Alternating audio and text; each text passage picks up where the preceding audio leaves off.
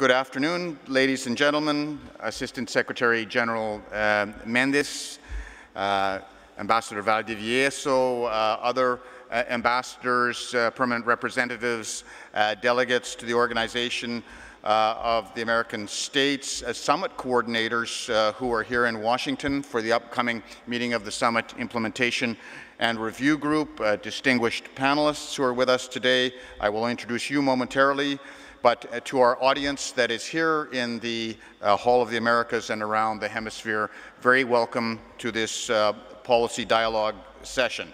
I am James Lambert. I'm the Secretary of Hemispheric Affairs of the Organization of American States, and I am, among other things, responsible for the Summit of the Americas Secretariat. Today's policy dialogue is going to launch us into the substantive phase of summit preparations leading up to the 8th Summit of the Americas, which will be held in April of 2018 in Lima, Peru. The topic that our panel is going to be addressing today, democratic governance against corruption, was announced by Peru's Foreign Minister, Ricardo Luna, at the OAS General Assembly in June. I think the pertinence of that theme and the pertinence also of engaging our leaders in addressing it is beyond question.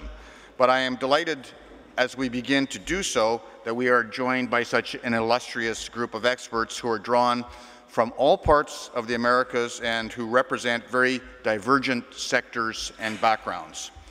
These include Kevin Casas Zamora, former Vice President of Costa Rica and co-author of the Inter-American Dialogue's Trenchant Study, Beyond the Scandals, the Changing Context of Corruption in Latin America, which was published earlier this year, and it's a work that I recommend to anyone in the audience.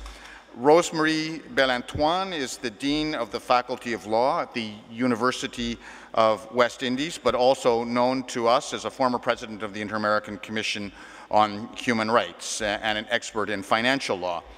Daniel Kaufman is the president and CEO of the Natural Resource Governance Institute and very much a pioneer in the field of governance and anti-corruption and a consultant on an ongoing basis to the OECD, to the World Bank and the Inter-American Bank on these issues. Deborah Wetzel is the Senior Director of Governance and Global Practice at the World Bank, and last but not least, we have our own dear Jean-Michel Arrigui, who is the Secretary of Legal Affairs at the OAS and the author of the Inter-American Convention on Corruption and a steward of its follow-up mechanism, MESICIC, which is in fact, if I'm not mistaken, Jean-Michel, meeting this week in Washington as we speak.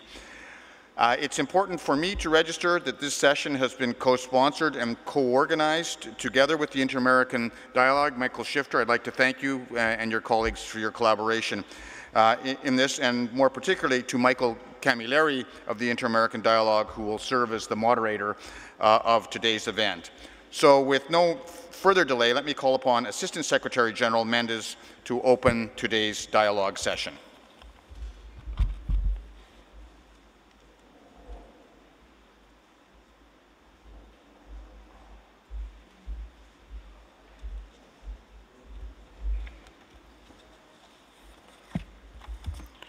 Good afternoon, ladies and gentlemen. Muy buenas tardes, señoras y señores. It's an honor for me to give you a very warm welcome to the House of the Americas. Mi casa, nuestra casa, su casa, la Casa de las Américas. I would also like to thank the government of Peru and the Inter-American Dialogue for partnering with the OAS to host this policy dialogue on democratic governance and corruption. As you know, this is a very timely theme chosen by the host of the next Summit of the Americas, as announced by Foreign Minister Luna at the OAS General Assembly last June. Ladies and gentlemen, the threat of corruption to democratic governance in our countries has long been central to the OAS work plan. Article 4 of the Inter-American Democratic Charter states that, open quotes, transparency in government activities, probity, responsible public administration on the part of governments, respect for social rights and freedom of expression, and of the press are essential components of the exercise of democracy." Close quotes. Corruption is one of the most serious problems facing not only the region, but the world in general. It represents an obstacle to development, to economic growth, to the fight against inequality, the strengthening of institutions, and the legitimization of democracy and political systems. In addition, it has a far-reaching, deleterious impact on citizen security in all our countries. According to Transparency International, 69% of the 176 countries included in the Corruption Perceptions Index in 2016 scored below a 50% mark on a scale of 0 to 100, where 50 and above indicate lower levels of corruption. This highlights the evidence of the massive and widespread nature of corruption in the public sector worldwide. For the same period, that means 2016, Latin America shows a decline with an average score of 44. However, only 4 countries in the region, including Argentina, Paraguay, and Brazil, presented improvements. Corruption today is more complex, it's more visible, more sophisticated.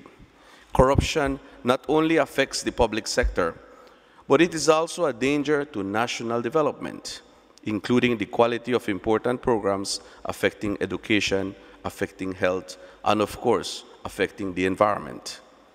It also has highly harmful effects on the private sector. Annually, businesses and individuals around the world pay 1.5 trillion, that's with a T, trillion in bribes, which is equivalent to 2% of global GDP and 10 times the value of development assistance. Figures that in some countries in the region appear to be higher.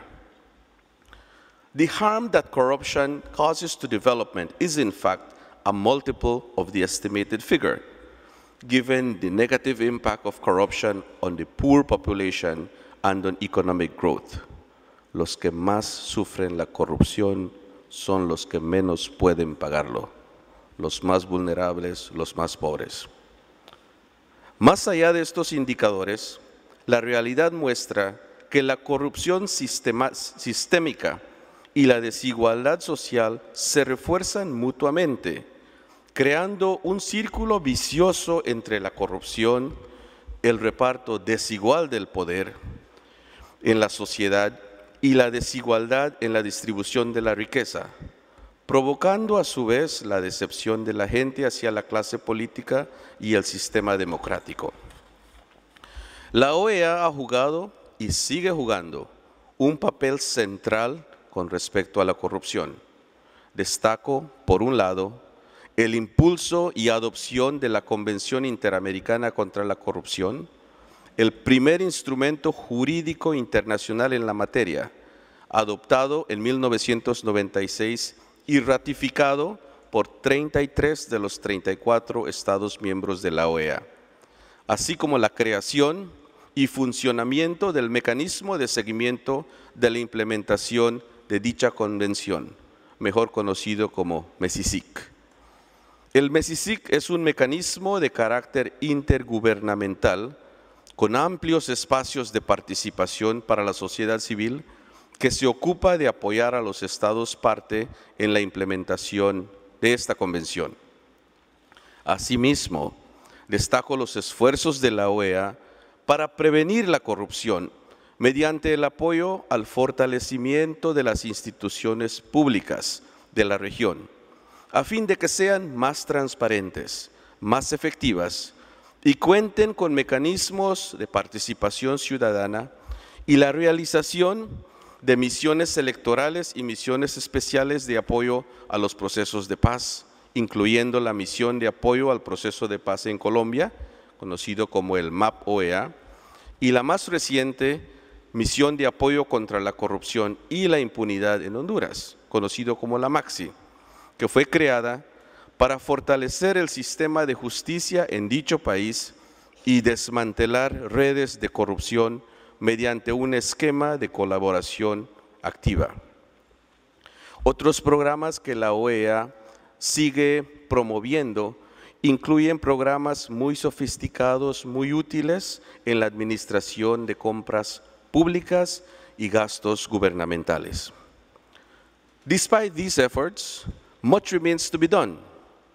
I welcome the key partners that have joined us for this discussion: the government of Peru, the Inter-American Dialogue, the Natural Resource Governance Institute, the International Bank for Reconstruction and Development of the World Bank, and the University of the West Indies.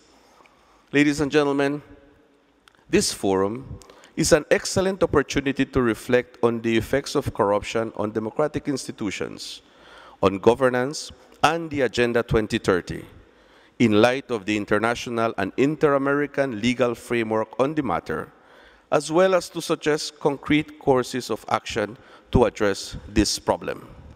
This problem is big, it is our problem, and we have to work together to overcome it.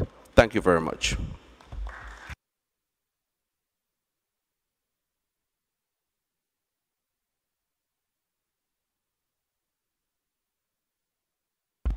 Ahora invito a su distinguida embajadora representante permanente de Perú, Ana Rosa Valdivieso, a dirigir la palabra hacia la audiencia. Muy buenas tardes a todos, señores panelistas, señor secretario general adjunto.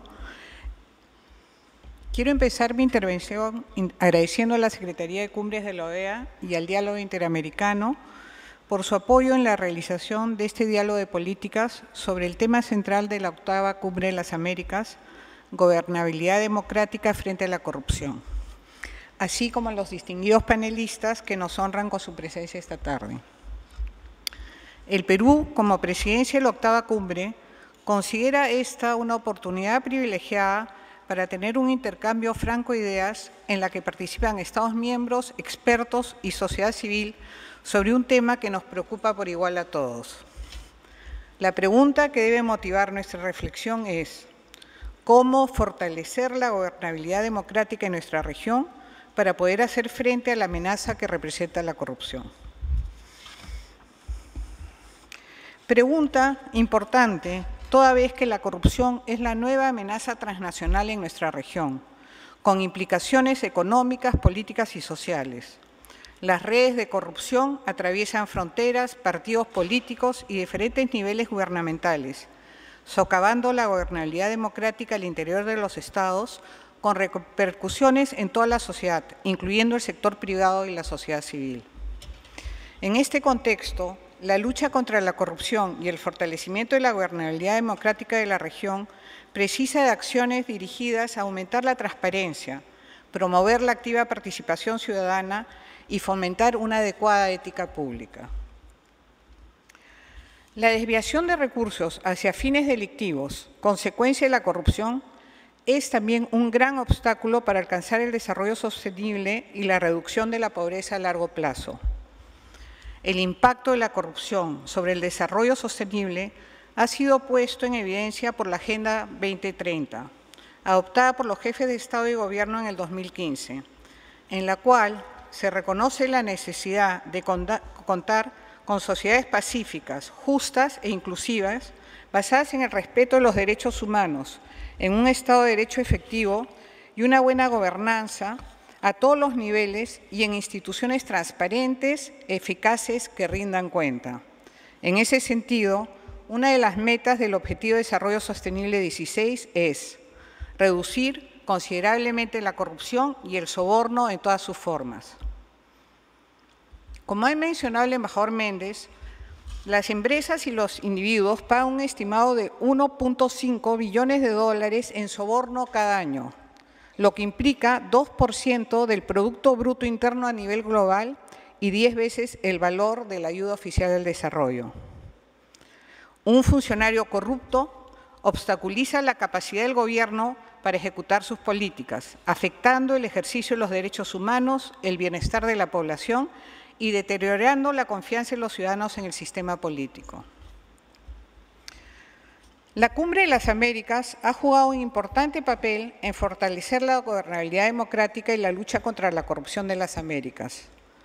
Desde el mandato en la Cumbre de Miami, que dio origen a la Convención Interamericana contra la Corrupción, pasando por la Cumbre de Quebec, que contiene el mandato para la adopción de la Carta Democrática, a mandatos vinculados con la modernización del Estado, la promoción de la transparencia y el acceso a la información pública. Los mandatos de las cumbres pasadas reflejan la constante preocupación del hemisferio por construir una región con una gobernabilidad sólida que enfrente de manera radical a la corrupción.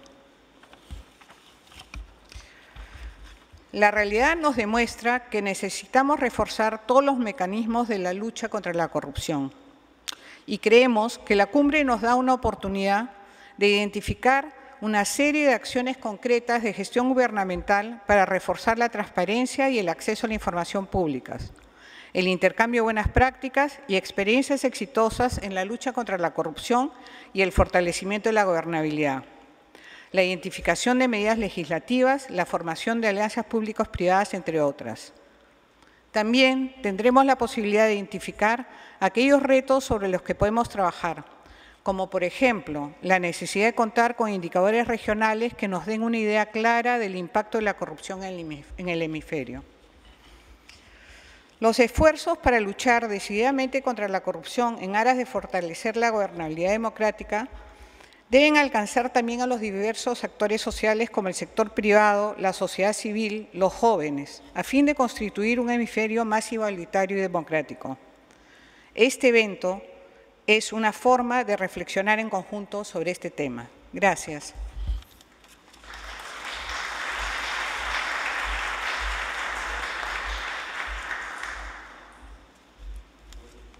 With no further delay, I would like to enter into the substantive portion of this dialogue, turning the floor over to our moderator for today, Mr. Michael Camilleri. Thank you very much. Thank you very much, Ambassador. Buenas tardes a todas y a todos. Good afternoon, everyone. It's wonderful to be here, a great privilege, and welcome again to this policy dialogue on democratic governance against corruption. I want to thank, on behalf of the Inter-American Dialogue, the OAS and the government of Peru for the privilege of co-sponsoring this discussion. I also want to commend the government of Peru, I think on the behalf of many in civil society, for the bold and timely decision to focus next year's Summit of the Americas on the issue of democratic governance against corruption. The Inter-American Dialogue and our partners are committed to supporting the summit process and the search for policy solutions that strengthen the fight against corruption in the hemisphere, and today's policy dialogue strives to do exactly that. For the next 90 minutes or so, we will analyze the current state of anti-corruption efforts in the Americas and discuss concrete ways in which the summit can advance this effort. And with this in mind, I am very privileged to be joined on stage by 5 of the hemisphere's leading anti-corruption experts. They've already been introduced by Ambassador Lambert, so we will forego further introductions and formal presentations and jump right into the conversations. I will moderate a discussion for about an hour, and then we'll open up to questions from the audience. This being the OAS, we will continue to use Spanglish. Our panelists will have the choice of speaking in English or Spanish or both, so please make use of the headsets as needed. And just as a reminder, you can follow this discussion on Twitter at Summit Americas and using the hashtags AskSummitAmericas and More Democracy, Less Corruption. And with that, we'll get started. Kevin Casas, let me start with you. Your now famous report, Beyond the Scandals, the Changing Context of Corruption in Latin America, was already mentioned. One of the questions you sought to answer in that report was, why now? Why this explosion of scandals and protests in recent years? Is it because there's suddenly more corruption, or is it because we're getting better at discovering and uncovering the corruption that was already there? Thank you very much, Michael, and thank you everybody for being here. I want to thank the OAS and the government of Peru, as well as my colleagues at the Inter-American Dialogue for the very kind invitation be here, and I also want to celebrate the fact that we are having this discussion as part of the lead up to the forthcoming Summit of the Americas. Y aquí voy a empezar a hablar en español. En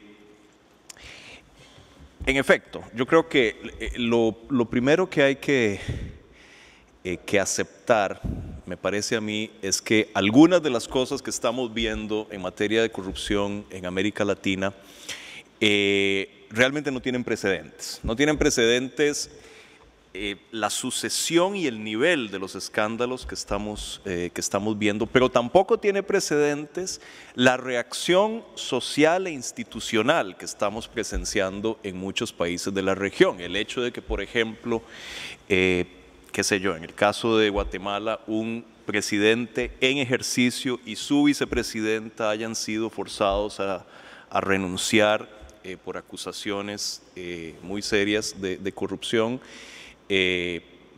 sugiere que hay algo pasando que no había pasado antes en la región. La cosa es por qué está pasando todo esto ahora. Y ahí hay varias formas de responder esa pregunta. La primera y más obvia, y que es un poco la que uno ve en los titulares de prensa que abundan sobre esto, consiste en decir, por supuesto, esto está pasando porque ahora hay mucho más corrupción que nunca antes en la región. Puede ser. El ejercicio que nosotros hicimos cuando hicimos la investigación para este reporte, dicho sea de paso, aquí lo tengo, está disponible en internet. El ejercicio que hicimos consistió en hacer, en primer lugar, una revisión de la evidencia que hay ahí afuera sobre el comportamiento de las mediciones de corrupción en la región en la última década o década y medio en América Latina. Haciendo la salvedad, y esto alguien como Danny Kaufman lo conoce como nadie en el mundo, haciendo la salvedad de que el ejercicio de medir la corrupción es un ejercicio muy complejo, es un ejercicio en algunos sentidos muy incierto y es de alguna manera una ciencia inexacta. Digamos, la evidencia que hay tiene limitaciones importantes, pero con la evidencia que hay hicimos el ejercicio de medir el comportamiento de los indicadores que tenemos allá afuera sobre victimización por corrupción, o sea, el porcentaje de la población en América Latina que se ve directamente afectada por la corrupción en el último año, y los indicadores de percepción de corrupción. Y la verdad que lo que encontramos fue que, obviamente con diferencias entre países, porque las hay y grandes, pero si ustedes calculan los promedios, la pura verdad es que no hay evidencia que sugiera que ni en términos de victimización ni en términos de percepción la situación en América Latina durante la última década o década y media haya empeorado de manera explosiva. Todo lo contrario.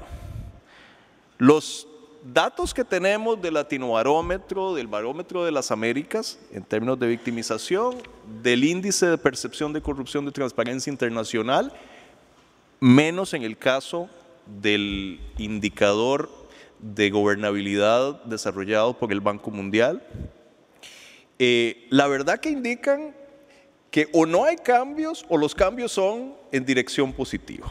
Ahora, en estas cosas hay que decir, como decía el gran físico Carl Sagan, que la ausencia de evidencia no es lo mismo que la evidencia de ausencia. Sin embargo, lo que tenemos a guisa de información empírica no sugiere que hay un empeoramiento grave de la situación. Entonces, ¿qué es lo que está pasando? Y la respuesta que nosotros intentamos y lo que encontramos es que son otras cosas las que están cambiando, cosas que hacen más al contexto en el que tiene lugar la corrupción. porque en eso sí hay cambios muy visibles y en algunos sentidos muy estructurales en la región. ¿Qué ha cambiado? Encontramos que si los niveles de victimización y los niveles de percepción no han cambiado dramáticamente en América Latina, sí ha cambiado el nivel de tolerancia de la gente frente a la corrupción. Para decirles algo, una década atrás, una cuarta parte de la población de América Latina, de acuerdo con datos del Barómetro de las Américas, decía que en algunas circunstancias se justificaba pagar un soborno. Una cuarta parte. 8 años después, esa proporción de casi 25% se había reducido en más de 10 puntos, se había reducido al 14%. Entonces, hay un endurecimiento de las actitudes sociales frente a la corrupción que uno pensaría que es una cosa positiva. Eso en primer lugar. Ha cambiado una cosa que a mí me parece central en esta historia y que se menciona muy poco. Una de las partes más inexploradas y menos celebradas de la consolidación de la democracia en América Latina en la última generación tiene que ver con el enorme esfuerzo que ha hecho la región, todos los países en diferentes grados y con diferentes grados de éxito, para introducir normas, estándares, instituciones tendientes a favorecer la transparencia y la rendición de cuentas. El esfuerzo normativo que ha hecho la región es absolutamente extraordinario. O sea, cuando ustedes tabulan cosas como la ratificación de convenciones internacionales contra la corrupción, que ya aquí se mencionó, las leyes y reformas significativas a los organismos de control que se han introducido en prácticamente todos los países, las leyes introduciendo la declaración de activos por parte de los funcionarios públicos, las normas que garantizan el acceso a la información pública, normas de regulación del financiamiento de campañas, normas contra el lavado de activos. Cuando ustedes tabulan todo eso, el esfuerzo que ha hecho la región en los últimos 25 años es absolutamente extraordinario. Alguien podría bien decir, y lo han dicho, que esta sucesión de escándalos que estamos presenciando en América Latina muestra la futilidad de toda esa legislación, la ineficacia. Yo creo que es exactamente lo contrario. Yo tiendo a pensar que lo que está sucediendo en América Latina muestra que ese esfuerzo normativo que se ha hecho a lo largo de la última generación está empezando a tener esfuerzo, que ha alcanzado una masa crítica que finalmente está generando un efecto visible contra la corrupción. Mal que bien, con todos los problemas de implementación que puedan tener esas normas e instituciones que se han introducido, todas ellas le confieren nuevas potestades a los jueces, a los fiscales, a los periodistas y a los ciudadanos, en última instancia, para hacer las preguntas difíciles. Y de alguna manera lo que estamos viviendo en América Latina es el resultado inevitable de ese aumento de los niveles de transparencia. O sea, lo que estamos recogiendo es una cosa que es muy complicada y esa es una discusión en la que nos podemos meter después. Si yo pregunto aquí quién está a favor de la transparencia, seguramente todos estamos a favor de la transparencia. La transparencia es maravillosa y tiene un efecto salutífero en el largo plazo, pero en el corto plazo obliga a tomar una medicina muy amarga. Y esta sucesión de escándalos que estamos viendo en América Latina es de alguna manera el resultado inevitable de ese aumento de los niveles de transparencia en la región. Entonces, la implicación práctica de esto, y hay varias, es que yo creo que la región debe persistir en ese trabajo de creación de normas, de estándares, de instituciones. Y finalmente, hay otras cosas que podría mencionar, pero el otro factor que ha cambiado dramáticamente en la región y que tiene un impacto directo en esto es la transformación del modo en que la gente se informa en América Latina, que tiene que ver, y todos sabemos esto, con un papel mucho más visible de la Internet y de las redes sociales, que hacen muchas cosas, entre ellas permiten que mucha más información circule públicamente de manera mucho más rápida y que circule de una manera que además baja dramáticamente los costos para la acción colectiva. Entonces, movilizarse en contra de la corrupción ha resultado en estos últimos años mucho más fácil que antes. Entonces, la suma de esas y otras transformaciones de las que podemos hablar a lo largo de esta discusión, que son transformaciones mucho más estructurales, mucho más de fondo, y que hacen al contexto en el que ocurre la corrupción, es lo que muy probablemente está generando estos nuevos fenómenos que estamos presenciando, mucho más que el mero aumento de los niveles de corrupción, de lo cual, insisto, con toda la precariedad que tiene la información existente, no podemos decir que esa información sustente el empeoramiento, la tesis de que hay un empeoramiento dramático en la corrupción o en la percepción de corrupción en la región en el pasado reciente. Terrific. Thank you, Kevin. That's wonderful. Debbie Wetzel, I wonder if we could take up some of the issues that Kevin's placed on the table. He mentioned the role of technology and social media. He mentioned changing citizen attitudes. And he mentioned especially this idea of a kind of a new normative edifice, the series of treaties and laws and institutions that, that countries in the region have adopted and incorporated over the past 3 decades, and the ways in which these may be placing countries in a better place to discover and combat corruption.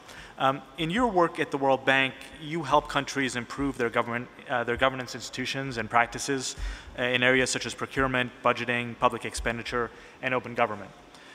What have you learned about the reforms that make the greatest difference in preventing corruption? Thank you very much. Thanks to the OAS and to the Inter-American Dialogue for including us in this discussion. So it's been some time since the bank has been working on corruption issues. Danny himself was very involved 20 years ago when President Wolfensohn at the time gave the so-called cancer of corruption speech. Anti-corruption, right. Which began a great deal of work across the institution at different levels. So we focus at the global level in a whole set of initiatives that relate to things like stolen assets, Anti-Corruption Hunters Initiative, setting up standards and norms, working across regions in order to build relationships and share and exchange information. We work at the country level around the globe to do diagnostics in countries and to share information and to interact with political leaders and policymakers about how to address their corruption issues, be it through improving public expenditure management, improving transparency of accounting, supreme audit institutions, the whole set of institutional, judicial, citizen engagement, right to information, access to information, other types of reform. We work at the sectoral level. So we have practices in the bank that work in transport, in infrastructure more broadly, in education and health. We seek to find and understand how issues such as fraudulent pharmaceuticals, other type things affect the work that goes on in particular sectors. Finally, we work at the project level where we set up projects working with governments, and we very tightly manage those and have a whole set of integrity relationships, and if those go astray, we have an integrity group that looks into investigations, sorting out and sanctioning firms, and throwing up that information more generally as to where firms have issues, where bribery is an issue, and how we can create collective action around that. We know that these aspects of corruption have an impact on the private sector, they have an impact on service delivery, and they have an impact on equity, all of which affect growth, development, and prospects for countries. Over all these years, we're currently in the middle of doing a piece that looks at the lessons over the last 20 years, and there's 3 things I'd like to bring out in the conversation today. The first is a topic that Kevin touched upon and others have touched upon, is transparency matters. So all these efforts to get information out, whether it's through accounting, whether it's through exchange of information on taxes, whether it's through Contas Claras conferences and exchanges and bringing people together, whether it's through e-procurement, whether it's through open contracting, these efforts are extremely important to the effort to fight corruption and to shed sunlight. However, these actions are not enough. On their own, they will not get us where we need to go. We need also to understand and think about the incentives in which those bits of information that the sunlight, where the sunlight lands. This recent year, in February of this year, we launched a World Development Report at the bank on governance and the law. And it was quite unusual because for the bank, it discusses power.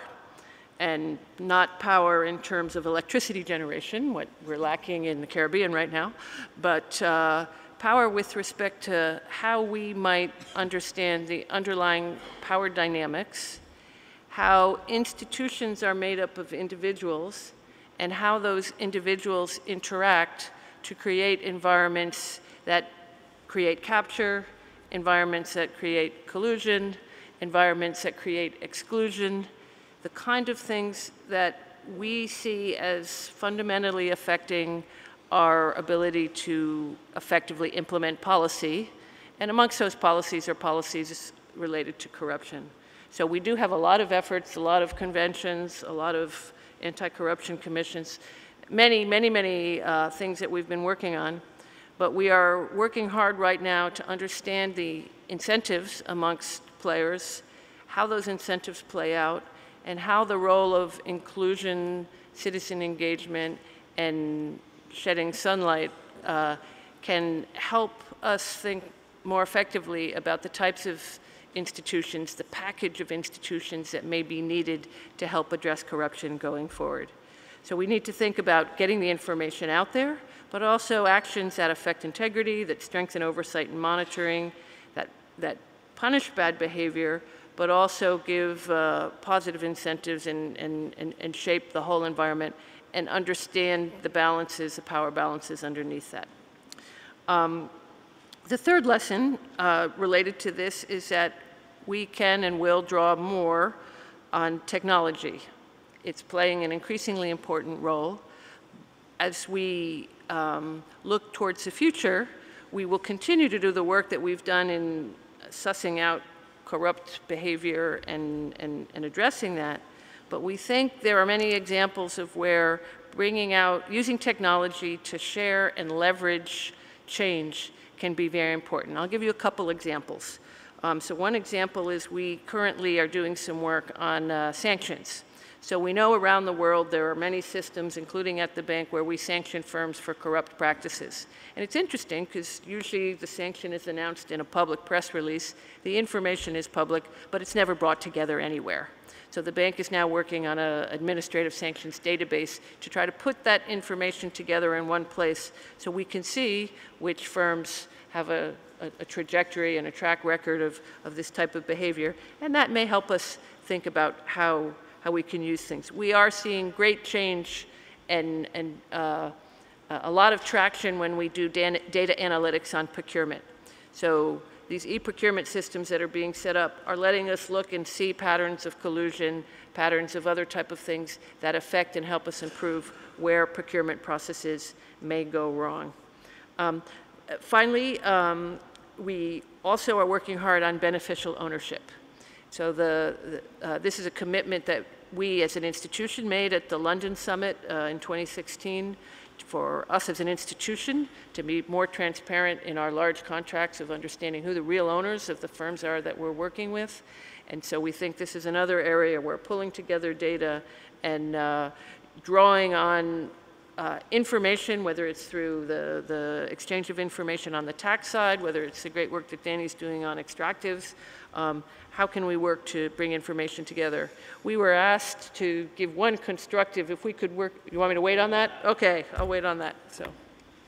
Oh, Terrific. back to you, Thanks, Michael. Debbie. Really appreciate it. That was great. Jean-Michel Arrigui, we've talked about norms and institutions and incentives. You've been involved with the OAS Anti-Corruption Convention and mechanism literally from the beginning. You reminded us a minute ago that the MICICIC was created at the Quebec Summit at the same time that the OAS Inter-American Democratic Charter was created. And so the link between corruption and democratic governance is really there from the start in the case of this institution. A decade or two later, how are we doing? Is the OAS's work on corruption a success? Are you encouraged by everything that we're seeing, everything we're uncovering, or are there areas in which you think this normative and institutional framework here at the OAS could be strengthened? Thank you, Michael. Muchas gracias, es un placer estar acá, pero ir directo al grano porque sé que el tiempo está muy corto. Lo primero que quiero es agradecer a Kevin, porque es muy raro que a los abogados se les defienda y que alguien defienda además el resultado del trabajo de los abogados, que es lo que acaba de hacer Kevin al explicar el efecto que ha tenido la legislación que hemos elaborado en estas últimas décadas en el sistema interamericano en particular, porque eso es lo que me toca hablar. Desde el punto de vista del derecho internacional, la vinculación entre normas internacionales y algunas normas que eran hasta hace un tiempo atrás de la absoluta competencia interna de los Estados no fue fácil, es reciente y en ese sentido el sistema interamericano ha sido pionero. La primera vinculación ha sido la vinculación entre normas internacionales, derechos humanos y democracia. Eso se produce ya desde el 48 y se consolida en el 59 con la reunión de ministros de Relaciones Exteriores que establecen los principios de la democracia representativa y crean la Comisión Interamericana de Derechos Humanos. Luego vendría una época sombría, la Comisión funcionaría por su lado, la defensa de la democracia, por supuesto, quedaría entre paréntesis, teniendo en cuenta la situación en los países del Cono Sur, las situaciones de conflictos en América Central, etc. Y a mediados de la década del 80 se vuelve a dar esta relación entre derecho internacional, derecho interamericano, forma de gobierno, y a partir de los años 90 derechos humanos ya estaba incorporado, un nuevo componente que era el combate a la corrupción. Ese no había aparecido en ninguna otra región. Cuando a mediados de los 90 se comienza a decir que se debe cooperar entre los países para combatir la corrupción, muchos dijeron esto no, porque esto es un tema de la exclusiva competencia interna de los Estados. La cumbre de Quebec, primero la cumbre de Miami en el 94, ya decide y le pide a los Estados americanos que desarrollen un enfoque hemisférico para combatir la corrupción. Esto fue muy difícil de incorporar en la cumbre de Miami. Muchos países decían, no, este no es un tema internacional, este es un tema meramente interno, es un tema de delincuencia interna donde están vinculados funcionarios públicos y fondos públicos. Sin embargo, se adelantó y en el 96, como se recordaba ahora, se aprueba la Convención Interamericana contra la Corrupción que fue firmada en Caracas, la Convención de Caracas, es el nombre formal que tiene. Es la convención, junto con la Carta Original de la OEA, que tiene más ratificaciones. Solo un Estado de los Estados activos, más Cuba, no han aún ratificado esta convención, es Barbados y Cuba, los dos estados que no la han ratificado. Debo decir personalmente que cuando se elaboró esta convención yo estaba absolutamente convencido de que iba a ser muy difícil que muchos países la ratificasen. Algo pasó y tiene algo que ver con lo que dice Kevin, de que los países sintieron rápidamente la necesidad de cooperar en eso. Y en la cumbre de Quebec se fortalece este vínculo entre Estado de Derecho, democracia y combate a la corrupción, cuando la cumbre de Quebec en el 2001 le pide a la OEA dos cosas. Una, que establezca un mecanismo para la aplicación de la Convención. Dos, que elabore una Carta Democrática Interamericana.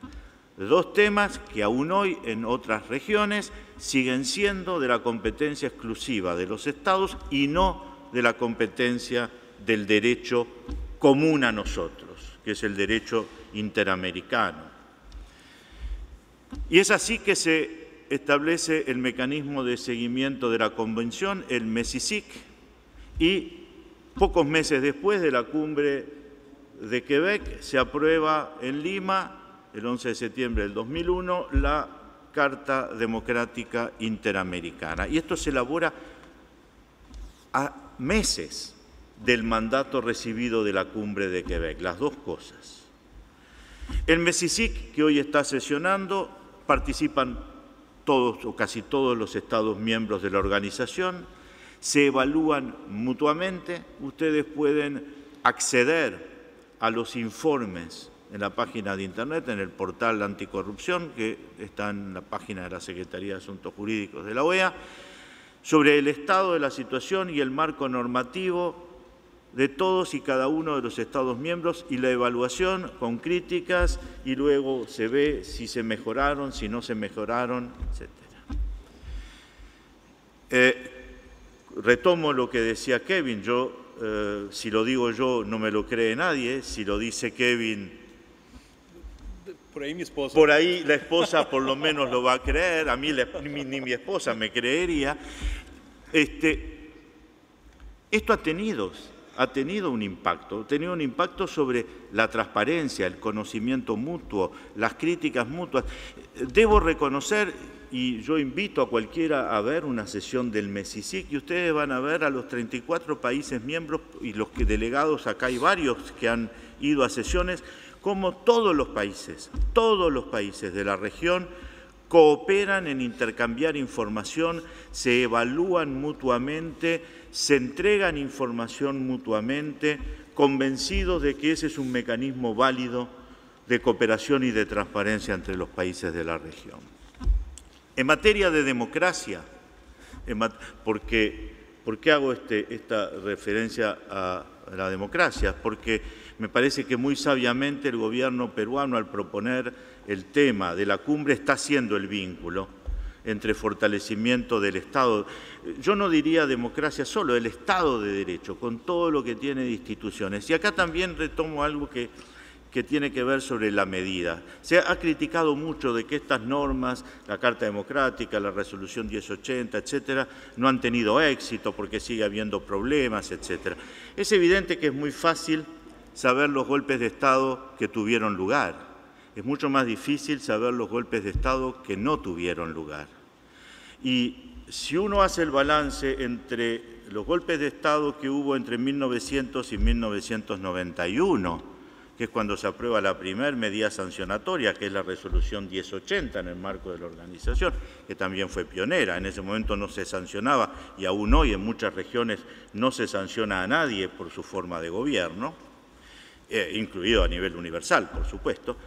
El número de golpes de Estado, algunas cifras dan cerca de 180 golpes de Estado. O sea, estamos hablando de 2 por año. Si uno toma a partir de ese momento hasta hoy, golpes de Estado militares, digamos, el presidente totalmente despojado de todo poder, cuando no eliminado físicamente, desde 1990 hasta hoy ha habido 2 o 3. Es un pequeño cambio en las Américas. Falta mucho por hacer, se ha hecho mucho. Yo siempre pongo otro ejemplo del sistema interamericano. sobre sus críticas. Nosotros en las Américas somos, así lo era yo antes de entrar a la OEA, especialistas en la crítica del sistema. Yo pongo siempre un ejemplo. Si tomamos el mapa de las Américas de 1890, cuando se crea esta institución, tomamos el mapa de las Américas, hoy es el mismo. Háganme el ejemplo con Europa, de los cambios en el mapa de Europa entre 1890 y hoy son muchos. En cada cambio del mapa de Europa hay millones de muertos. Eso no ocurrió en nuestra región. En materia de democracia hemos sido pioneros en transformarla en normas del sistema interamericano, en materia de corrupción también. Por supuesto que falta mucho para hacer, pero creo, y de ahí también hemos aprobado leyes modelos, como decía Kevin, la ley de acceso a la información pública, que ha tenido mucho impacto en nuestros países, y hay otros mecanismos que están a vuestra disposición. Pero a mí me parece fundamental retomar estos temas a nivel de la cumbre, por una razón muy sencilla. Nosotros hemos sabido construir a lo largo de los tiempos en la comunidad internacional una serie de instituciones regionales, subregionales, bilaterales, universales. Tenemos actores sociales organizados, tenemos a los estados, pero cada vez más es más difícil articularlos para conseguir objetivos comunes, para esforzarse a lograr los mismos resultados. Entonces, en el sistema interamericano, por lo menos, yo creo que la cumbre es la única instancia que puede articular todo ese puzzle que hemos construido a lo largo del siglo XX y en lo que va del siglo XXI de instituciones, ponerlas juntas en torno a un objetivo común. Y me parece que el objetivo que han elegido para esta cumbre, o sea, el fortalecimiento de la gobernabilidad y el combate a la corrupción, es un desafío común a todas estas instituciones, común a los actores sociales, común a los estados que participan en las cumbres y por lo tanto es una buena excusa para por fin poder articular a todos estos mecanismos que tenemos. Muchas gracias. Excelente, muchas gracias, Jean-Michel.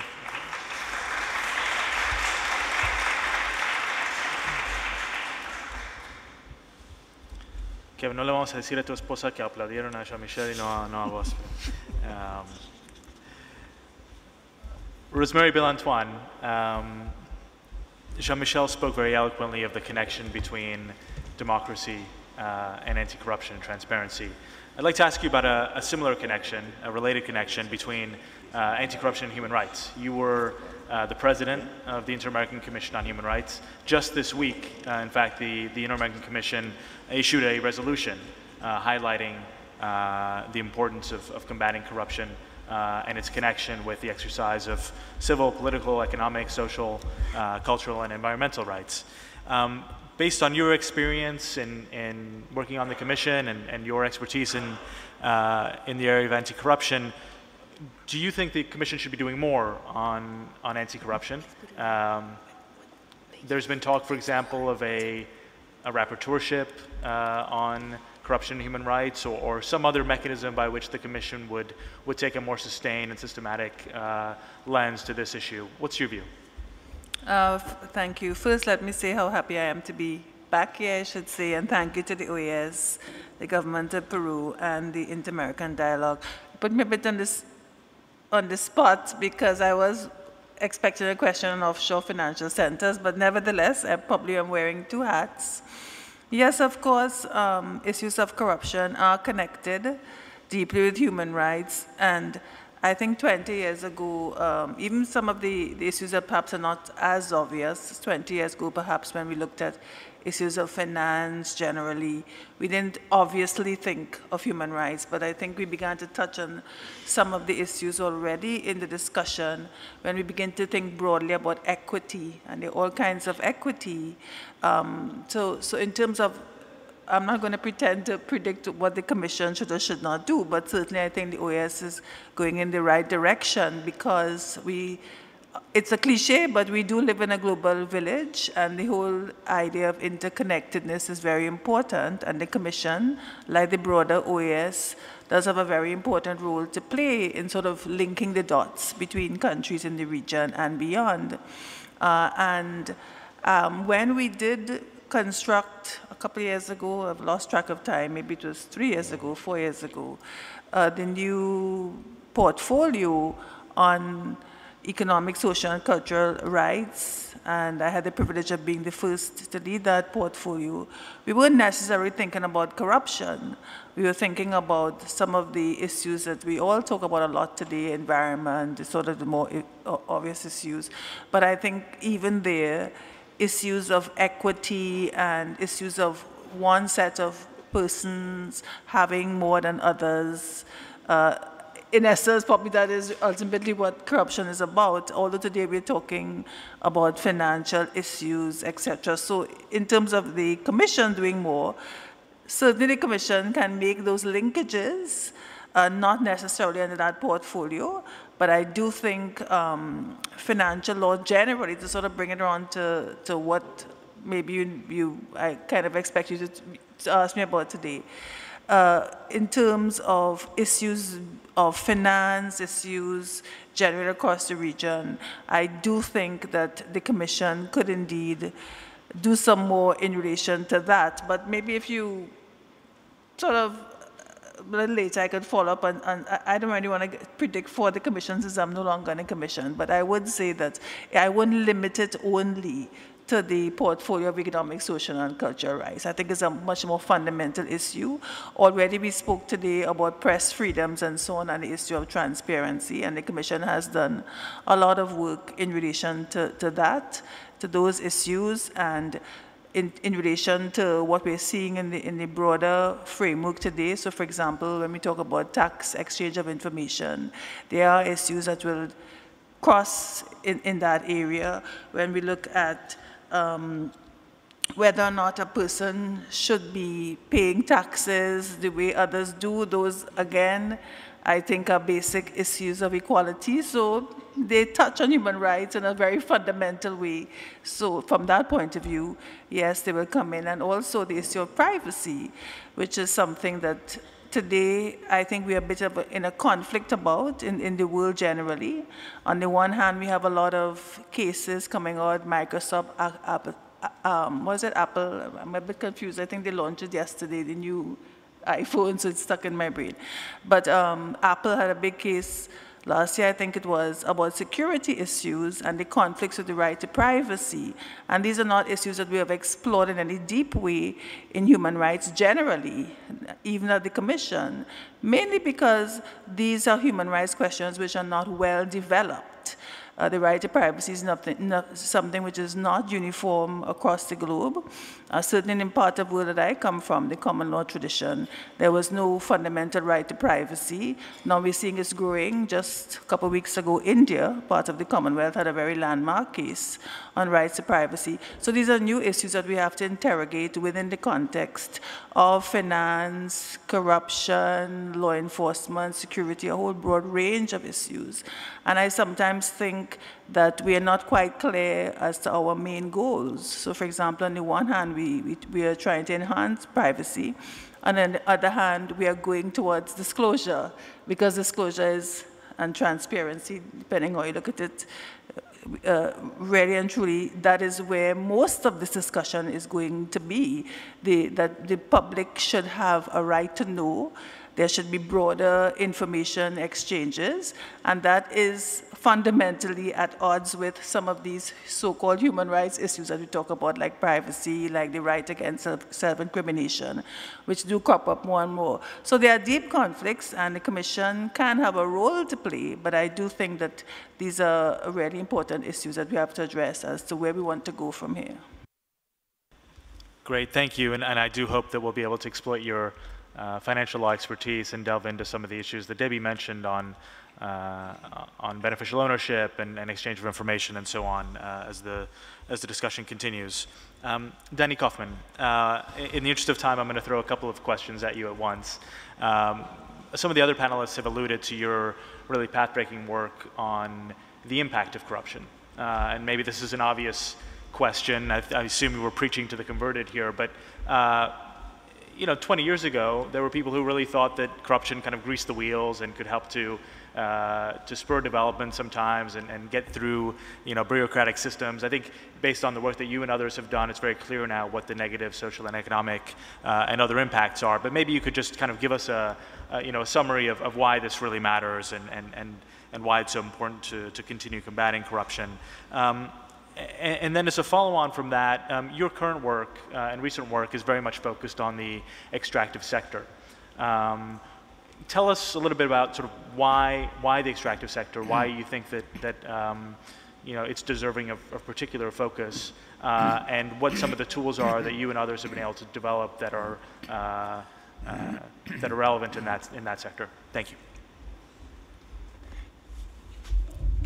Thank you, Michael. Thank you to the fellow panelists. Primero, voy a hacer un poco Spanglish, pero primero en español, o en castellano, o en chileno, con disculpas por el acento, pero para agradecerle a la OEA y también felicitar a la OEA y al país, Perú, por el interés y la dedicación a esto. Es sumamente importante. So let me go into English. I may turn into Spanish later on in the question and answer. First, complementing what has been said here, what Kevin started. Indeed, we started this effort about 2 decades ago, and one effort is the Worldwide Governance Indicator. We've been looking very closely because we're about to release the next update, and sorry, it's going to be 20 years. So consistent to what Kevin said, but I want to put it as more of a challenge, because we can be here until midnight arguing whether the glass is half full or half empty. So there is no evidence of a dramatic deterioration, correct? There is no evidence of a dramatic or significant improvement on average on corruption control either. In fact, if anything, for the region as a whole, and that's both for the Caribbean and the Latin America region, if anything, there may have been a slight deterioration, but it may not be significant enough. However, more important, I think, are the following observations. One is that these are average, like any average for any region, and Latin America, whether it's Latin America or Africa or the former Soviet Union, there's enormous diversity, which sometimes is politically incorrect to point out, but that's the bottom line of what's happening in terms of the various levels and trends. We know about the emblematic cases in Latin America in anti-corruption of Chile, which has had, and I know that very well, its own clouds in the horizon in recent times, which has been sobering. But Costa Rica, Uruguay, we have done very well, and then there are quite a few on the other extreme, and then many in the middle, and some showing that improvements can be made. The trends are very interesting because there are trends in both directions, and then there are many that are muddling through, and that's what accounts for the fact that one cannot say that there's a dramatic deterioration or a dramatic increase. It should be pointed out that countries like Uruguay and Paraguay, which started and they're still at very different levels, have shown significant improvement over an extended period of time, in contrast, again, with other countries like Venezuela. The second point here is that we should not just talk about our continent. We're in a globalized world, and in this period of 20 years, there are many countries and sub-regions like the Baltics in the former socialist sphere who have leapfrogged over our continent, starting from a much lower base on some governance areas, and particularly on corruption, and now performing better. So that also should be sobering in a globally competitive world. So while we could we could be very pleased about the notion that we have not made a major deterioration, and there have been some countries that have shown improvements. Also, it's noteworthy the case of Colombia, with some periods you see spikes of improvements, others not so much, but obviously they have some. We are far from being there. And that's in contrast, and it was very important what Jean-Michel said, in contrast with other dimensions of governance, and of course many other aspects of development which are not core governance on IT issues, and of course on issues of health and education. There have been improvements which are noteworthy. But one area in governance is voice and democratic accountability, which, as you said, there has been a major improvement. And that bodes well for the future in terms of controlling corruption. Very quickly, in terms of the impact, I think we are all on the same page by now. Just a word of a not clarification, but since I was the author of this trillion number, this was 10 years ago, and we came up and we did with a methodology and many different surveys, and that was the best estimate, but rough, around $1 trillion in bribes for the whole world. And one can then extrapolate how much could be for Latin America. One can extrapolate also until now, and that's where the $1.5 trillion, which is a rough estimate, comes. In Spanish, eso es un millón de millones de dólares, because if we know that a billion no es un billón, and so on, so it has to be clear. More importantly is the one data point I want to give, which comes from our extensive research, is the 300% in development dividend of improving governance and anti-corruption. Why 300%? We find that looking at all this data for all these countries together, on average, a country that makes significant efforts, and significant but realistic, it has been done by improving in terms of corruption control, in the long term, its income per capita can go up 3 times, its infant mortality is reduced to 1/3, and education levels increase importantly. Moving, no, just one mention because it's very important. There are other aspects which are also important in terms of the cost of corruption, and increasingly so, and it's very important today here, is the credibility of the democratic institutions. So while significant gains have taken place over the past few decades, in some countries there are serious clouds and questioning, and it comes out in surveys, Latinobarometer or other, about the democratic institutions, which relate to the fact that they're not considered legitimate or credible if they are corrupt. So corruption has a corroding effect into democracy. I'm not going to speak very lengthy because it's not as much for Latin America, but for other parts of the world. Look at why North Korea has the nuclear bomb nowadays.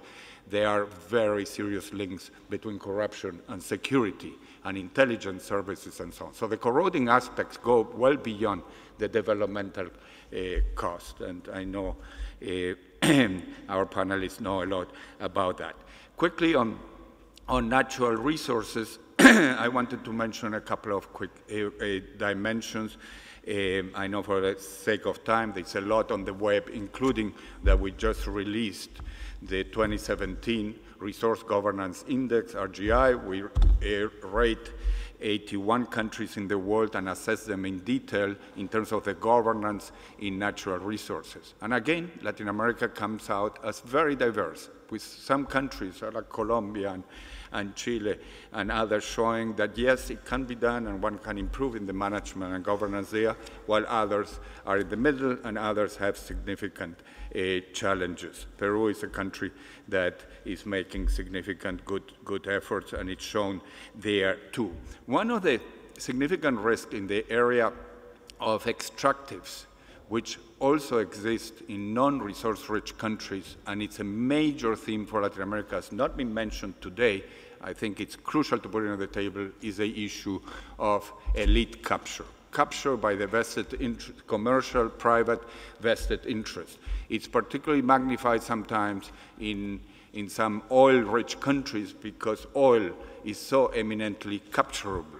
amenable to such capture by vested interests, which also affects the democratic process. And the reason I'm mentioning that is that it's to move away from the notion that we're just talking about petty bribes or administrative aspects. The high-level political issues around capture are very important, and for that, the whole mobilization nowadays of the middle class, and that's a very important role that it's being played in Latin America, and why there's more sensitivity to the issue. And voice by the citizenry is extremely important to bring that issue out of capture. Within that, there are very important initiatives, which we call them the multi-stakeholder initiatives, where civil society, governments, and the private sector. It's very important nowadays to engage, given how crucial the private sector is, and collectively basically agreeing on some initiatives and move forward. And one such initiative is Extractive Industry Transparency Initiative, which a number of very important countries in Latin America have yet to join, while others, like Peru, have been from very early on very, very engaged. But Chile and Brazil are yet to join such important global initiative for transparency and anti-corruption in this field. To end, and related to this, but also more broadly, I'd like to put on the table the important notion, and there I betray my own background, which is an economist, but you, even lawyers, have mentioned that, incentives. And I know that the OEA, the OAS, and Peru will be contemplating what kind of very concrete initiatives in the next stage may make sense. And I applaud the notion of concreteness, of being very, very specific. At the same time, it's incredibly important to think through and to integrate into this initiative the notion of incentives. What do I mean? Very quickly. One, money. Let's take whistleblower protection. Again and again, so much is written and even laws are enacted to protect whistleblowers, but it doesn't totally work. Let's look very carefully at the case of the United States, where the whistleblower can get an enormous payoff. Because if there's no, the incentive is only to be told that you may be protected, which is never 100%. But if there's a monetary incentive, it may work. That's money. The second is lower sentence. Plea bargaining. The case of Brazil now, one of the reasons this has all exploded now, and one of the reasons, let me suggest, we are here and where we're working also with the IDB and others about what has happened is obviously Odebrecht and Petrobras, although that's not the only reason. One of the game changers there was the effective quasi-plea bargaining that has taken place. So all this information now has come to light with so much detail as to what was done, and the other case which is related. So thinking through that, and before last is obviously transparency was very much mentioned, to disclose the financial interests of key politicians and high officials in both in the oil sector, but also in other sectors, and those are, the Panama Papers are a good example of transparency. The whole move around the world, and in some countries in Latin America, towards beneficiary ownership, to know who the real owners of such and such oil or mining company are, and not who the fronts are, it's absolutely crucial. And last but not least, and I mentioned it before, is collective action. As it is also an incentive, and that's where the multi-stakeholder initiatives come in, and areas like what the OAS has done, what you have done in the past, as well as the taking it further with OGP, the Open Government Program Partnership, as well as OECD-related convention is very important in this context. Terrific. Thanks so much, Danny. I'm conscious of the time, and I want to make sure we have plenty of time for questions from the audience. So I think what we'll do is just jump to a kind of a lightning round of final comments from our panelists. We'll go in the same order. And the question I'd like you all to answer is related to the negotiations, the formal negotiations on the summit that begin tomorrow. If you could recommend to the presidents and the prime ministers of the Americas when they meet in Lima next April for the summit, one concrete measure to advance the hemispheric efforts against corruption, what would that be? Kevin, I'm going to put you on the spot and start with you. Thanks. Before I answer that, the magic wand kind of question, let me say a couple of things about what Danny very eloquently laid out. Of course, Danny, I mean, Latin America is a terrible unit for analysis when it comes to these things because it's very heterogeneous. I mean, and what you just said is something about the heterogeneity of the region and the different trends and all that is something that we have to be very mindful of, particularly at the moment of formulating public policy, because, I mean, we might, if we work on the basis of averages, we might end up with a policy that scratches corruption, but it scratches it where it doesn't itch. So you're right on that account. The other thing is that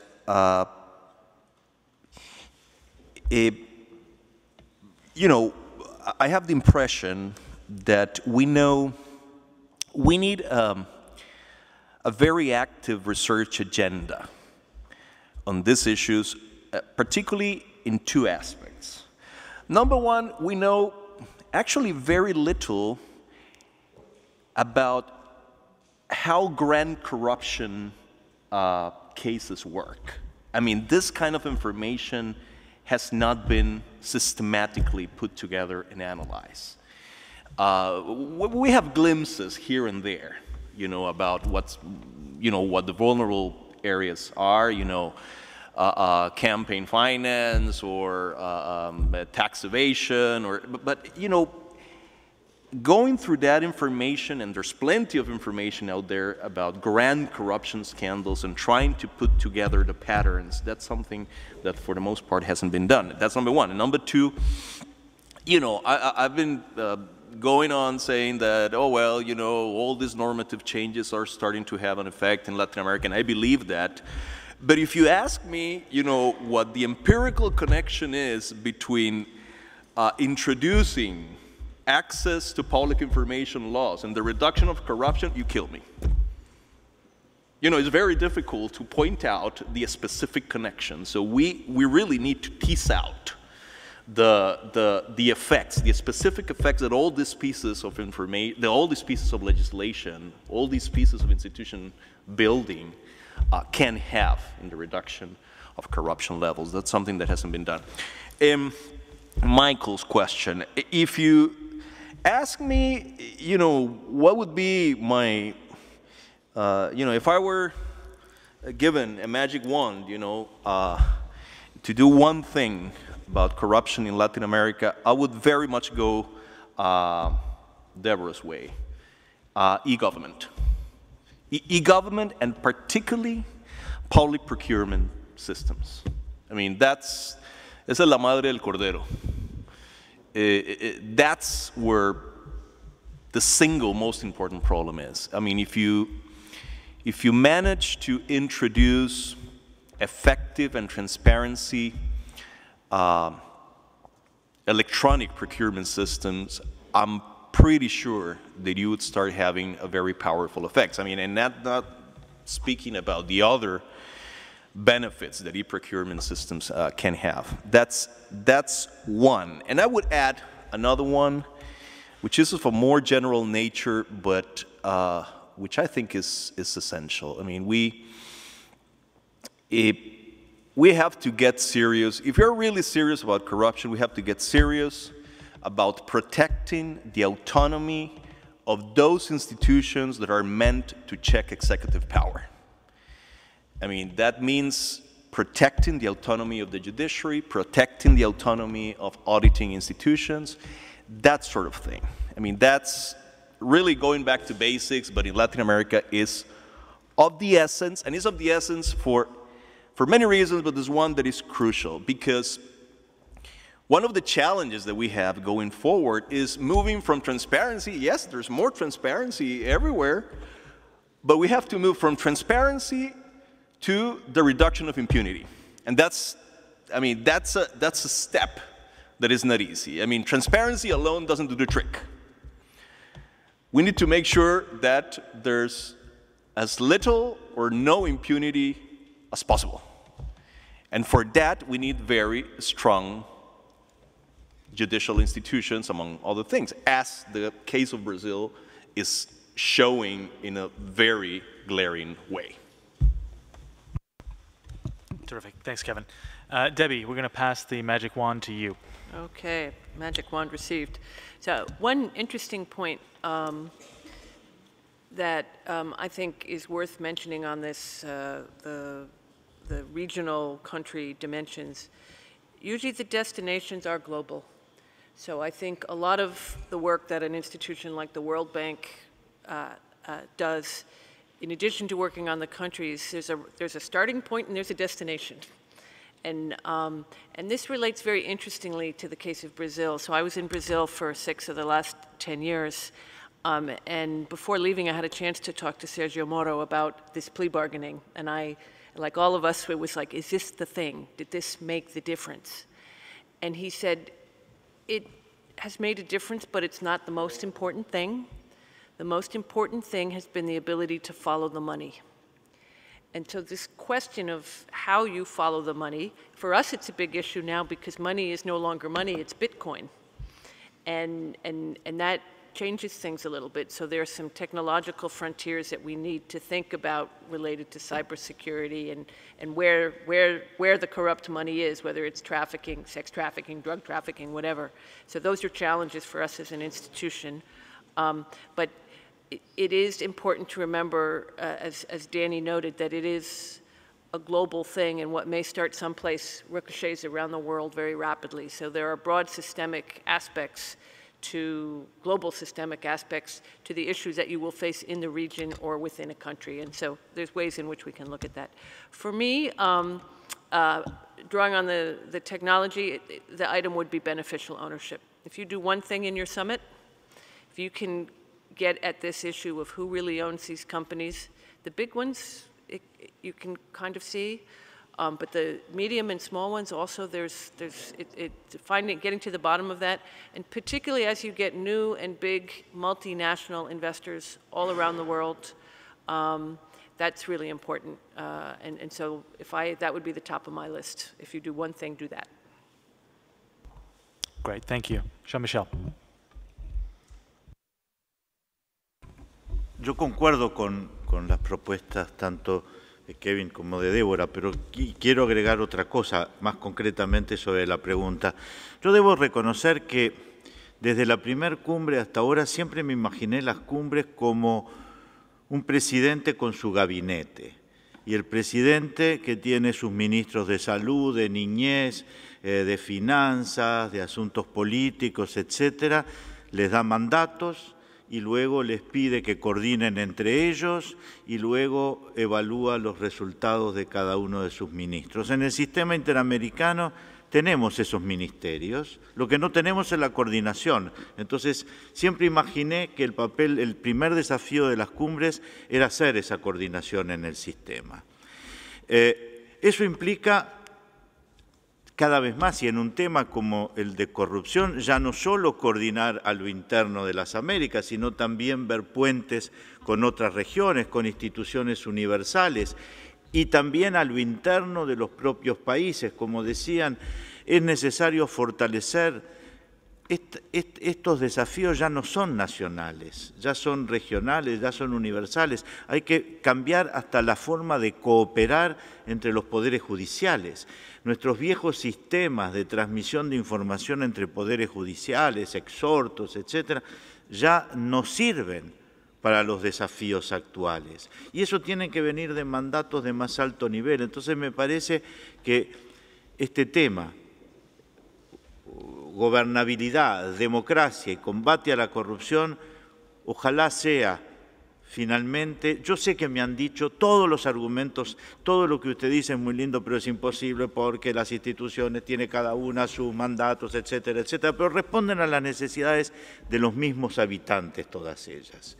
Entonces, me parece que este es el gran desafío de la cumbre, poder, frente a este tema, coordinar de una vez por todas los esfuerzos nacionales, los esfuerzos de los distintos poderes del Estado, ejecutivo, judicial, los parlamentos que tienen que actuar en materia legislativa, las instituciones subregionales, regionales y universales en este tema. Ojalá la cumbre, y yo tengo mucha fe en los organizadores de la cumbre, pueda ser realmente el presidente frente a todos sus súbditos. Muchas gracias. Rosemary.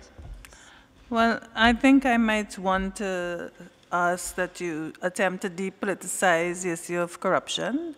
And I'm talking about geopolitics here, which we haven't discussed as yet, because I think we've already bought into the idea that somehow corruption happens in third world countries, and of course we're in the OAS, so that's certainly coming from the Caribbean. That has been a phenomenon, and it has allowed us to not be able to focus in the right direction sometimes. So we all know about the Panama Papers, but do we know about the London mansions built from the proceeds of crime? Do we know about what I call offshore, onshore jurisdictions in the United States, Nevada, Atlanta, and so on, which have exactly the same laws and protections that we have elsewhere in our own region in terms of offshore financial centers, and also the sort of demonization, which I think has a geopolitical dimension. So I would say that is when I talk about depoliticizing and shifting the focus, and also shifting the focus, I would agree with Debbie and others about big business and extractive industries. I used to be the rapporteur that looked at that a lot when I was on the commission, and certainly I think we've tended again to focus on these greedy politicians. I'm sure there are quite a few, but it's only now that we're beginning to realize that you need to get to the source. So the source often is big business, international business, whether it's extractive industries or whether national. So from both perspectives, shifting your focus a bit, depoliticization, and getting to the true focus, because this corruption is a universal phenomenon. Terrific. Danny? Not to totally use my vote on something that was said, let me echo first what you have all said. And given that Kevin very aptly said that it's absolutely paramount to have the independence of the judiciary, I hope you meant by that also that there has to be a frontal attack on impunity. Fortunately, we have seen a number of recent cases in Latin American countries, and Brazil is emblematic, but there are others where this is happening. But let's face it, and let's be very frank. In most of our continent, impunity continues to be a huge challenge, and we can talk much more today about follow the money, about plea bargaining, about transparency, but if impunity continues to reign, then we're not going to be there. E-procurement, I totally agree. I was talking about that in my early days in governance. 20 years ago, Mexico was doing e-procurement, okay? Well, we're not there yet, so there are other many very important complementary factors. And there I wanted to mention that it's crucial to expand with the IT, which I totally agree, the notion of e-disclosures to also more sensitive political arena. And that includes having all the financial interests of the politicians and of the officials also online, as well as beneficiary ownership, and also these should be public. None of these closed registries of that. It's absolutely crucial. We haven't discussed today party finance, political finance, which is absolutely critical, and Kevin has done path-breaking work on that and others. Where transparenting it much more would make a difference.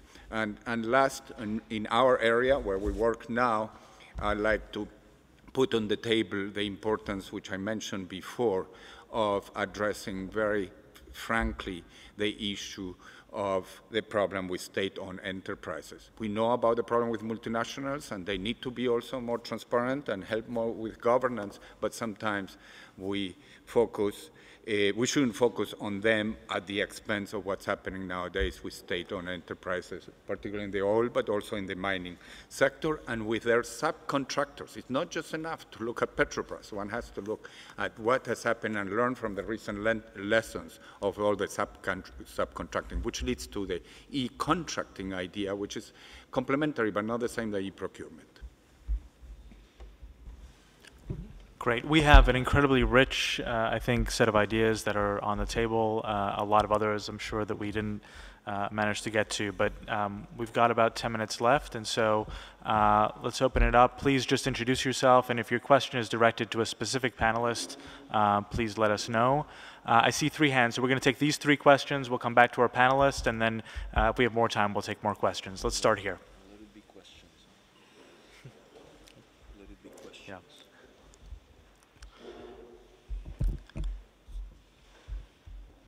Thank you. Very interesting discussion. My name is Ronald McLean from Bolivia.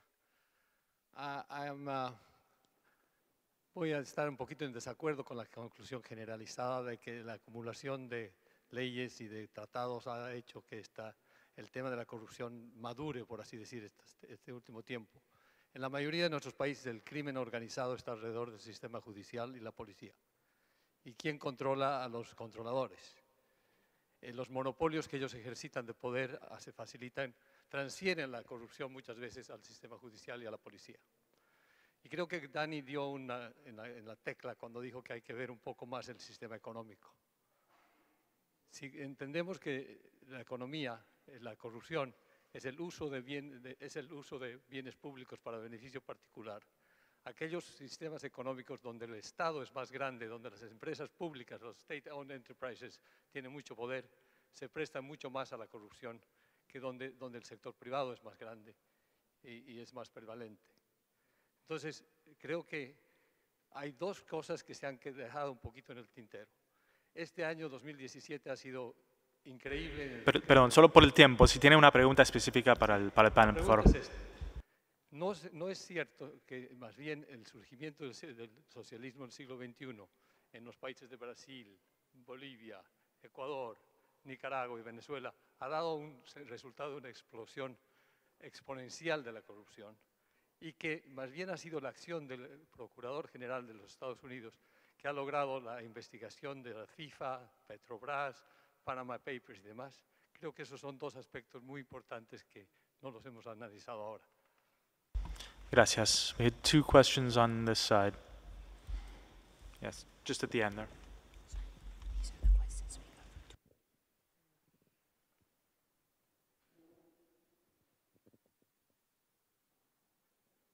Let's go to the end, please.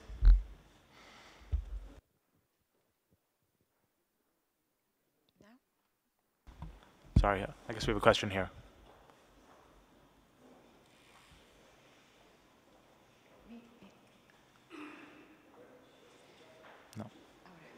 Good afternoon. I'm Dr. Minerva Diaz with Diaz Consulting Society. My question is the following. What mechanisms do you have in place, if any, for whistleblowers in Latin America? Mi nombre es Minerva, doctora Minerva Díaz. Estoy con la Sociedad Consultoria de Díaz Consultorias. Y mi pregunta es la siguiente. ¿Qué tipo o qué mecanismos hay en lugar para los que hacen denuncias en Latinoamérica? To any member.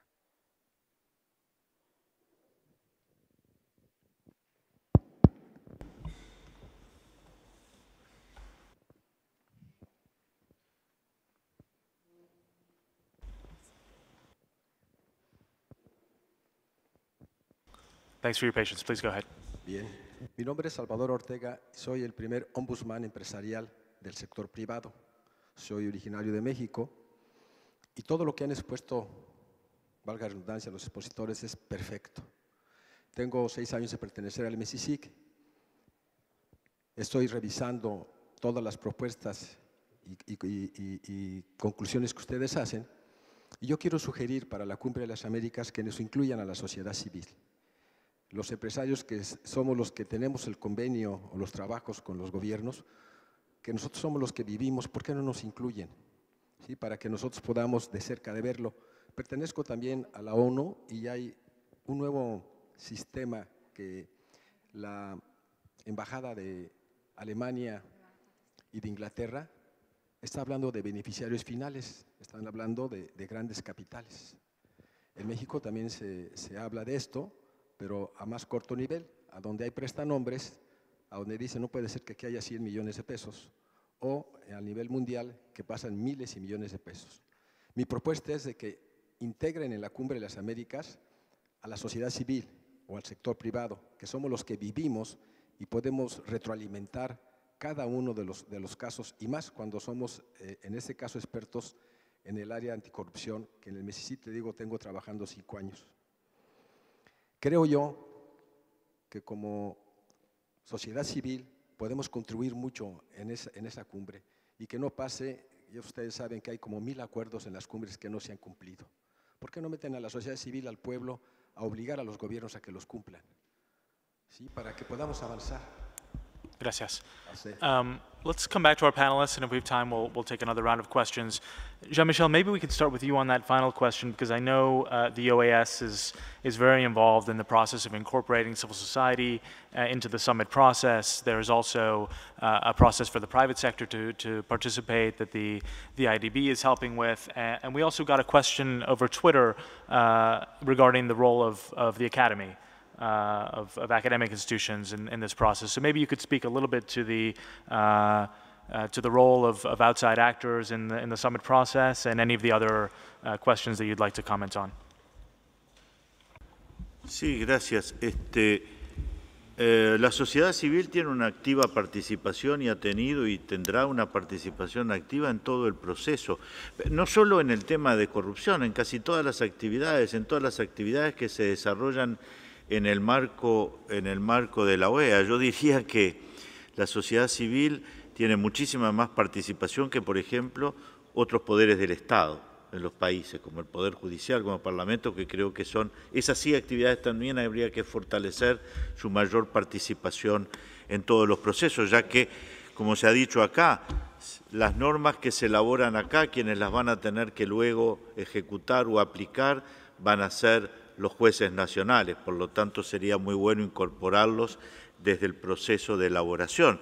Pero en todos los procesos de elaboración de normas, en las leyes modelo, en el proceso de elaboración de los informes en el MESICIC, en el proceso de discusión de las cumbres, en las asambleas generales de la OEA, siempre ha habido participación de la sociedad civil. Quiero aclarar además que salvo decisión en contrario, que yo en los 25 años que llevo la conozco en muy pocos casos, todas las sesiones de todos los órganos de la organización, de los órganos políticos de representación de gobiernos, son públicas. Las sesiones del Consejo Permanente son públicas, se transmiten por Internet. El MESICIC recibe desde sus principios informes de la sociedad civil. Los procesos de elaboración de normas, como la Ley de Acceso a la Información, también se han hecho con la participación de expertos. Y ahí también hemos contado con la colaboración en todos estos procesos de elaboración normativa de esfuerzos, de aportes de la academia, de think tanks, etc. No solo en el proceso de elaboración, sino en el proceso de seguimiento y sobre todo en el proceso de difusión. Por ejemplo, a nivel de la Ley de Acceso a la Información Pública Interamericana, hemos trabajado con centros académicos en cada uno de los países para tratar de incorporar esas normas a las legislaciones nacionales. Así que yo sé que por el lado de los organizadores de la cumbre, por parte de los Estados miembros de la organización y por parte de la Secretaría General, existe la mayor disposición a toda la apertura a la sociedad civil y a sus aportes. Great, thank you. There were 2 other questions. Maybe we'll just go down the line, starting with Kevin. You can take whichever of those you'd like to grab onto. Gracias, Michael. Yo quisiera referirme a la primera pregunta, la que hizo Ronald. parece que hay dos temas importantes. Pero Ronald, yo estoy de acuerdo con la gravedad del problema que el crimen organizado supone para los poderes judiciales en la región, en diferentes grados, en algunos lugares más que otros. Sin embargo, este tema de la construcción normativa en América Latina va mucho más allá de los jueces. Este tema de construcción normativa ha implicado que se le confieren potestades, se les confieren posibilidades de hacer preguntas incómodas a los periodistas, se les confiere la posibilidad de hacer preguntas incómodas a la ciudadanía. Y es así como es que, me parece que hay pocos países que tengan los problemas de penetración del crimen organizado en sus instituciones como los tiene Guatemala. Y en Guatemala votaron un presidente. Y lo votaron en parte por lo que hicieron los jueces, pero en mucho por lo que hizo la gente en la calle. Entonces, me parece que aunque el desafío que vos señalás es importante y es cierto, el tema de la acumulación normativa tiene muchos efectos que van más allá de la institucionalidad, digamos, judicial. Y el segundo tema, vamos a ver, yo siento una cierta incomodidad cuando se hace el argumento de que en el pasado reciente ha habido una explosión de corrupción en América Latina por culpa del socialismo del siglo XXI.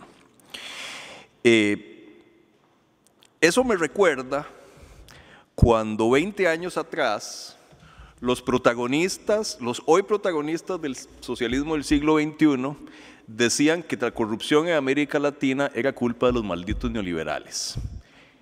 Porque lo que se hacía era una melcocha de una impugnación ideológica mezclándola con una impugnación ética. Y me parece que esas dos cosas hay que separarlas. Y como yo ya no estoy en la OEA, puedo hablar libremente. Vamos a ver. Yo no creo que Ricardo Martinelli tuviera un hueso en su cuerpo que lo identificara con el socialismo del siglo XXI, y digamos que hay sombras fundadas sobre su gestión. Y de la misma manera conviene en esta discusión recordar que una de las grandes orgías de corrupción que ha habido en América Latina tuvo que ver con los procesos de privatización. Y eso no lo hizo el socialismo del siglo XXI. Así que, tengamos cuidado de convertir esto en un tema ideológico. No es un tema ideológico. Aquí, como dicen en inglés, there's plenty of blame to go around. Gracias. Thanks, Kevin. Danny.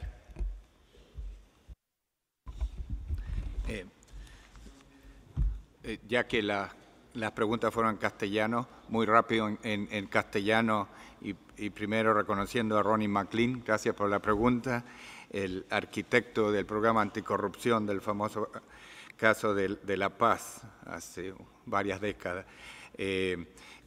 Y yo creo que es muy importante el punto que hiciste. No tenemos todo el tiempo en este momento para hablar más, pero hay que trabajarlo más, el desafío de captura del Estado. Solo para mencionar, ya que Perú está tomando el liderazgo en este caso, que cuando sale Fujimori y está como interim presidente Paniagua, nos pidieron, y era en los tiempos que tú también estabas en el Banco Mundial, de que trabajemos en un diagnóstico conjuntamente con los peruanos del caso de corrupción peruano y qué es lo que se podía hacer al respecto. Y salen muy claramente, y esos son por respuestas de los ciudadanos mismos, de los usuarios de servicios, de los empresarios y de los servidores públicos, sale muy claramente el tema de captura, no solo por élites económicas, pero también mafias y el aspecto de drogas sale muy claramente. Los dos puntos para recalcar, por eso doy el ejemplo muy rápido, es de que es sumamente importante, al fin y al cabo, no solo que nos enfoquemos en estos números globales que tenemos en este momento, sino si un país, cuando toma el toro por las astas, como decimos en Chile, quiere mejorar tienen que hacer su trabajo propio, a veces vienen con ciertos insumos desde afuera, si es que se necesita en cuanto a las técnicas y cómo hacer los diagnósticos, pero se hace el diagnóstico en profundidad, que es diagnóstico de país, y solo con eso y con la asociación y el conjunto de sociedad civil, y eso va a la pregunta que hizo la persona de México, la sociedad civil conjuntamente con líderes empresariales y líderes de gobiernos en foros nacionales y en otros foros que acuerdan qué tipo de pauta tiene sentido. El caso de la República Dominicana, de IPAC, donde también estuvimos involucrados, y el Banco Mundial estuvo involucrado hace 6, 7 años, es muy interesante en ese sentido. Así que el aspecto de hacer el trabajo riguroso diagnóstico de país es muy importante, y el aspecto de multi-stakeholder, como decimos, conjunto con la sociedad civil. Y ahí yo creo que es muy importante, me interesa mucho seguirle la pista a lo que dice Jean-Michel Arrigui. Claro que vamos a estar con la sociedad civil, pero hay formas y formas de estar. Hay algunas que se llaman en inglés lip service, y hay otras que realmente la involucran, como el caso hoy en día de AGA o OGP, Open Government Partnership, o el caso de Extractive Industry Transparency Initiatives. Así que hay innovaciones muy importantes en ese sentido. Muy rápido, lo de proteger a los informantes, el whistleblower protection, es sumamente importante. Las leyes varían enormemente de país a país, y más importante aún, y eso es una de las cosas que encontramos en nuestro reporte, es la brecha entre lo que se adopta como ley y la implementación de la ley. Y encontramos en este estudio, en el aspecto extractivo, que la brecha es muy grande entre lo que se aprueba de las leyes y la implementación de las leyes cuando hay mucha corrupción. Entonces, el aspecto de corrupción es muy importante para la implementación. Pero el otro punto que mencioné antes y que tú preguntaste es sobre otros incentivos. Incentivos monetarios, según lo que yo tengo entendido, no existen en América Latina. También es tu entendimiento, eso es algo muy norteamericano todavía, pero yo creo que hay que considerar ese aspecto de incentivo en la próxima etapa. Excellent. Thanks so much. Debbie, please.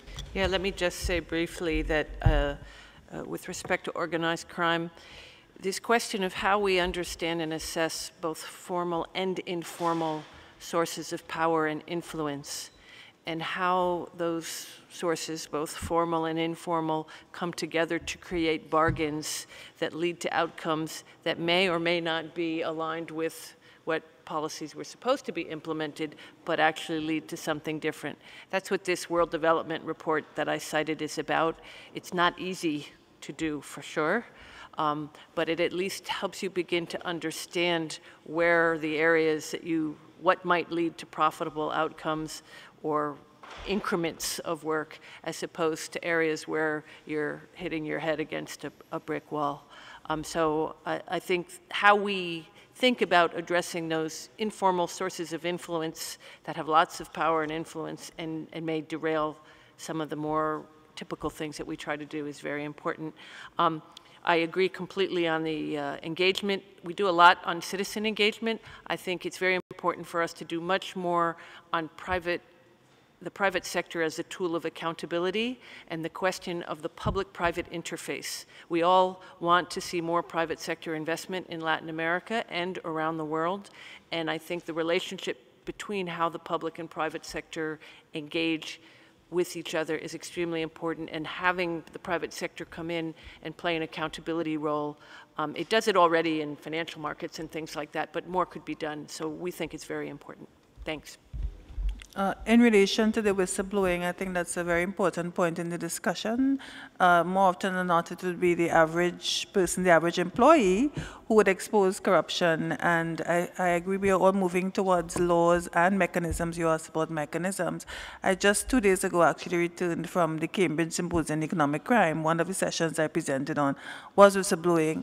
And it's very interesting to see how common the problems across the world are, because it's a very international conference.